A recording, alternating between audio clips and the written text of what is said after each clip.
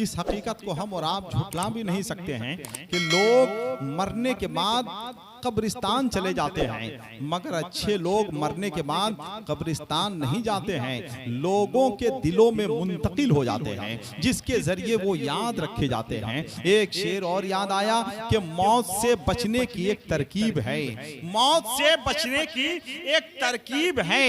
इंसान अगर चाहे तो मौत से बच सकता है, मौत से राह फरार इख्तियार कर सकता है, मौत से बचने के बाद वो दायमी तौर पे जिंदगी गुजार सकता है। कि मौत से बचने की एक तरकीब है, दूसरों के जहन में जिंदा रहो। जो आदमी दूसरे के जहन में जिंदा रहता है वो मौत से यकीनन बच जाता है। भाई निसार अहमद की गुफ्तगू और उनकी तकरीर इतनी शानदार हुई कि जाहिर सी बात है मुझे ये कहना पड़ रहा है कि आज की इस अजीम तकरीर, ये तकरीर पूरे जलसे के लिए एक कलीदी हैसियत रखती है और एक यकीनन मिशन की हैसियत रखती है। अगर ये तकरीर आपके ज़हन और फिक्र में महफूज रहे तो इंशाअल्लाह आप बहुत हद तक कामयाब हो सकते हैं। नमाज के हवाले से, इस्लाह मुआशरा के हवाले से, तरगीब के हवाले से, आमाल की इस्लाह के हवाले से बहुत ही शानदार तकरीर उन्होंने फरमाई। हम उनके खिदमत मुबारकबाद पेश करेंगे। अब आइए, चूंकि आप बहुत देर से शायर इंटरनेशनल बैनुल अक़वामी शोहरत याफ्ता शायर हजरत अलहाज हबीबुल्लाह फैजी का इंतजार कर रहे हैं, जाहिर सी बात है कि हम भी इंतजार कर रहे हैं और ये पूरा स्टेज इंतजार कर रहा है, मगर ये इंतजार की घड़ियां हम अब खत्म करना चाहते हैं ताकि आपकी बेसब्री का भी इम्तिहान ना होने पाए और हजरत हबीबुल्लाह फैजी आपके दरमियान तशरीफ लाएं। जो आप सुनना चाहें मोहब्बत के साथ सुनिए,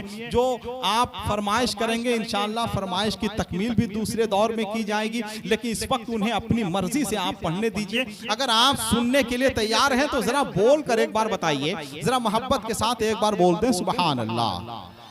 जरा एक बार मोहब्बत के साथ, जितने जवान हैं, जरा जवान जितने हैं जरा मोहब्बत के साथ बोले तो सुभान अल्लाह।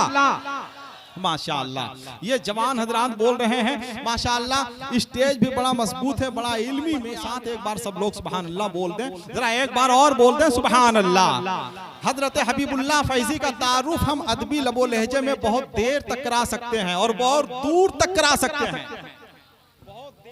करा सकते हैं और बहुत दूर तक भी करा सकते हैं, लेकिन आइए अदबी लहजे को हम बालाए ताक रखते हैं। हजरत हबीबुल्लाह फैजी का ताल्लुक मधुपुर की सरजमीन से है और मधुपुर की दो चीजें पूरे हिंदुस्तान के लिए ज़रबुल मसल की हैसियत रखती हैं, एक मधुपुर का रसगुल्ला, दूसरा मधुपुर का हबीबुल्लाह। कि आप रसगुल्ला खाना चाहते हैं कि हबीबुल्लाह को सुनना चाहते हैं? जो लोग रसगुल्ला खाना चाहते हैं एक लम्हे के लिए आप जगह खाली कर दीजिए, जितनी जल्द हो सके मधुपुर चले जाएं। जो लोग हबीबुल्लाह को सुनना चाहते हैं जरा एक बार अपने हाथों को उठाकर बोल दें सुभान अल्लाह। जरा मोहब्बत के साथ बोल दे सुभान अल्लाह।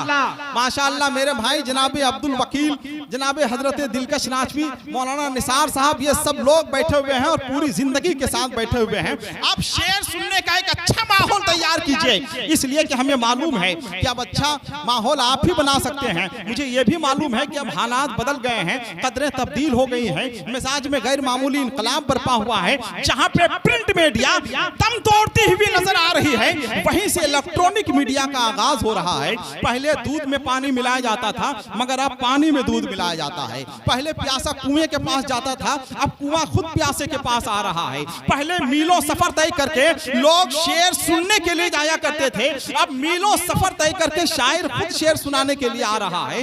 पहले मेहमान के आने का इंतजार किया जाता था, अब मेहमान के जाने का इंतजार किया जाता है। क्या वक्त था जब फिक्र रहा करती थी मेहमान कोई आए तो खाना खाऊं, इस दौर में अब सोच रहा हूं लेकिन मेहमान चला जाए तो खाना। लोग इस सूरत हाल से गुजर रहे हैं, आप अच्छा सुन रहे हैं, इसलिए हम आपकी खिदमत मुबारकबाद पेश करते हैं। आइए अब आपके सब्र का हम कोई इम्तिहान नहीं लेंगे। शौकत भाई माशाअल्लाह जितने भाई हैं, हालांकि अल्हम्दुलिल्लाह 20-22 सालों से हम पूरे मुल्क का सफर कर रहे हैं, मुल्क से बाहर भी जाने का शरफ हासिल हुआ, मगर इतनी मोहब्बत कहीं नहीं मिली अल्हम्दुलिल्लाह जो मोहब्बत मुझे इन भाइयों से मिली है। एक एक आदमी ऐसा लग रहा है कि इसको अदब के सांचे में ढला हुआ है, प्यार और खुलूस के सांचे में ढला हुआ है। बड़े बड़े लोग बैठे हुए हैं, साहिब शरबत लोग बैठे हुए हैं, मगर मिलने के बाद ऐसा लग रहा है कि ये सब लोग ऐसे हैं जो अपने आप को कुछ भी नहीं समझते।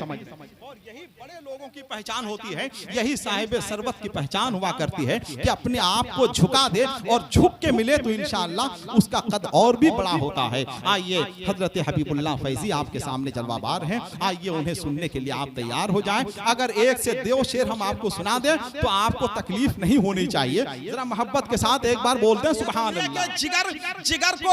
जिगर पे जख्म लगाने की बात मत करना, जिगर पे जख्म लगाने की बात मत करना, जिगर पे जख्म लगाने की बात मत करना, मदीना जाना तो आने की बात मत करना, जिगर पे जख्म लगाने की बात मत करना, जिगर पे जख्म लगाने की बात मत करना, मदीना जाना तो आने की बात मत करना। तुम्हें नबी का गदागर खरीद सकता है। ए शौकत साहब, शाकिब भाई से सुनिए कि तुम्हें नबी का गदागर खरीद सकता है। खजाने वालों खजाने की बात मत कर, तुम्हें नबी का गदागर खरीद सकता है। खजाने वालों खजाने की बात मत करना, खजाने वालों खजाने की बात मत करना। हम ही तो हैं जो उठाते हैं सर को नेज़े पर। हुसैनियों को मिटाने की बात मत करना,